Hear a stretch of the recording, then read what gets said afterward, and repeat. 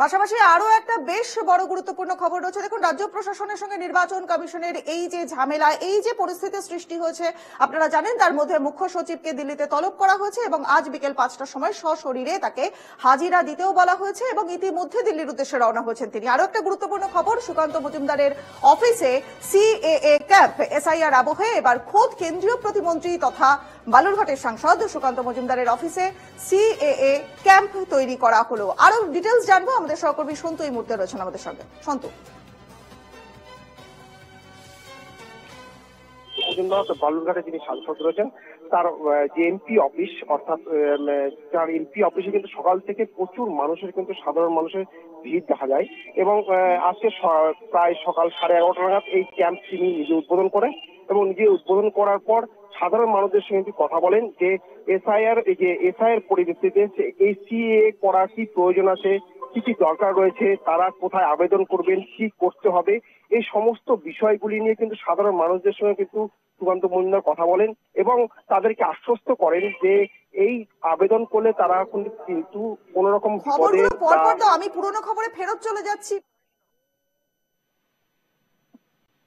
মজুমদারের অফিসে CA camp এবং সেই ক্যাম্পের সংক্রান্ত যাবতীয় তথ্য আমাদের সহকর্মী সন্তু দাস, দক্ষিণ দিনাজপুরের আমাদের প্রতিনিধি, তিনি জানাচ্ছিলেন সিএ ক্যাম্প আগামী দিনেও এই ধরনের ক্যাম্প অনুষ্ঠিত হবে বলেই জানানো হয়েছে সুকান্ত মজুমদারের তরফ থেকে। আপনারা যেমনটা জানছেন, সন্তুর সঙ্গে আরো একবার কথা বলবো। সন্তু, এই যে ক্যাম্পে ঠিক কত সংখ্যক লোককে দেখতে পাচ্ছ, ভিড় কতটা হয়েছে?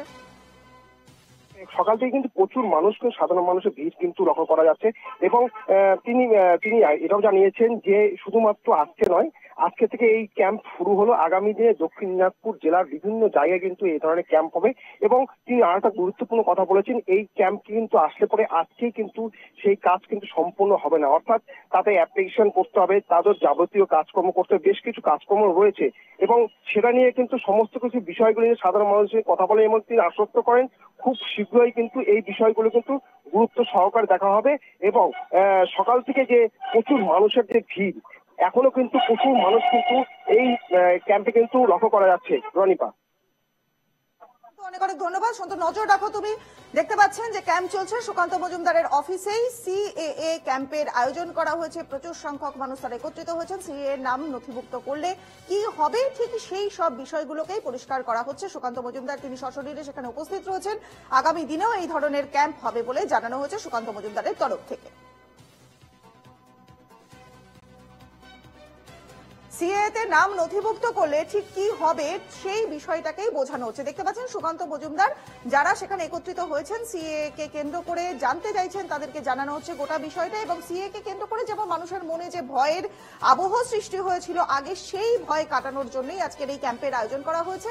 সিএএ তে নাম নথিভুক্ত করলে কি হবে সেই গোটা বিষয়গুলোকে বোঝানো হচ্ছে। আগামী দিনেও এই ধরনের ক্যাম্প অনুষ্ঠিত হবে বলে কেন্দ্রীয় শিক্ষা প্রতিমন্ত্রী সুকান্ত মজুমদারের তরফ থেকে জানানো হচ্ছে। সুকান্ত মজুমদার তার অফিসেই সিএএ এর ক্যাম্প অনুষ্ঠিত হয়েছে এবং দেখতে পাচ্ছেন প্রচুর সংখ্যক মানুষ তারা একত্রিত হয়েছেন। সুকান্ত মজুমদার তিনি সশরীরে প্রত্যেককে বোঝাচ্ছেন যে সিএএ করলে কি কি সুবিধা হবে, কি কি পদক্ষেপ আছে সিএএ সংক্রান্ত, গোটা বিষয়টা মানুষকে বোঝানোর চেষ্টায় রয়েছেন সুকান্ত মজুমদার এবং তার অফিসেই, খোদ সুকান্ত মজুমদারের অফিসেই কিন্তু এই আলোচনা করা হচ্ছে এবং সেই ক্যাম্পের মাধ্যমে বোঝানো হচ্ছে এবং এই ধরনের ক্যাম্প এবং এই ধরনের আয়োজন ভবিষ্যতেও আরো হবে বলে জানানো হচ্ছে বিজেপির তরফ থেকে। অর্থাৎ পুরোপুরি মাঠে নেমে পড়েছেন তারা সিএএ বিষয়টিকে সাধারণ মানুষের কাছে পরিষ্কার করবার জন্যই এই ক্যাম্পের আয়োজন করা হয়েছে এবং আমাদের সহকর্মী সন্তু যেমনটা জানাচ্ছিল যে ভবিষ্যতেও এই ধরনের ক্যাম্প আরো অনুষ্ঠিত হবে, আগামী দিনেও এই ধরনের ক্যাম্প অনুষ্ঠিত হবে বলে সুকান্ত মজুমদার তিনি খোদ জানিয়েছেন। সুকান্ত মজুমদারের অফিসে সিএ এর ক্যাম্পে বহু সংখ্যক জনসমাগম ঘটেছে, দেখতে পাচ্ছেন আপনারা সেই ছবি। সুকান্ত মজুমদার তিনি বোঝাচ্ছেন যে সিএ তে নাম নথিভুক্ত করলে কি কি হবে। সুকান্ত মজুমদার তার বক্তব্য আমাদের কাছে রয়েছে, তিনি কি বলছেন শোনাবো।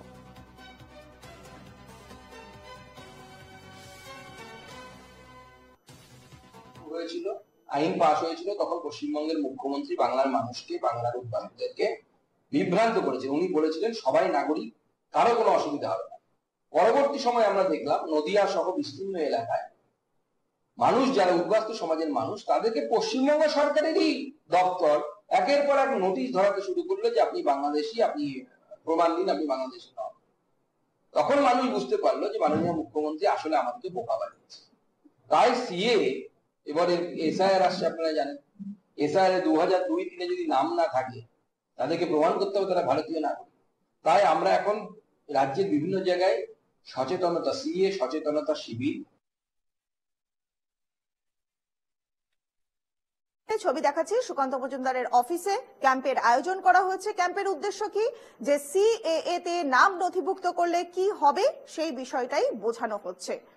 তৃণমূল মুখপাত্র অরূপ চক্রবর্তী এই মুহূর্তে রয়েছেন আমাদের সঙ্গে। মিস্টার চক্রবর্তী, সুকান্ত মজুমদার তার অফিসে কিন্তু সিএএ সংক্রান্ত একটি ক্যাম্প করছে এবং সিএএ করলে কি হবে সেই গোটা বিষয়টা বোঝানো হচ্ছে। এসআইআর এর আবহে আপনারা সরব হয়েছেন এবং সুকান্ত মজুমদারের এই যে পদক্ষেপ কিভাবে দেখছেন? বিজেপির নেতা, বিজেপির বিধায়ক স্বপন মজুমদারের জন্য এই ক্যাম্প করছেন। কারণ স্বপন মজুমদারের নাম দেখা যাচ্ছে 2002-এর ভোটার লিস্টে নেই, উনি বাংলাদেশী।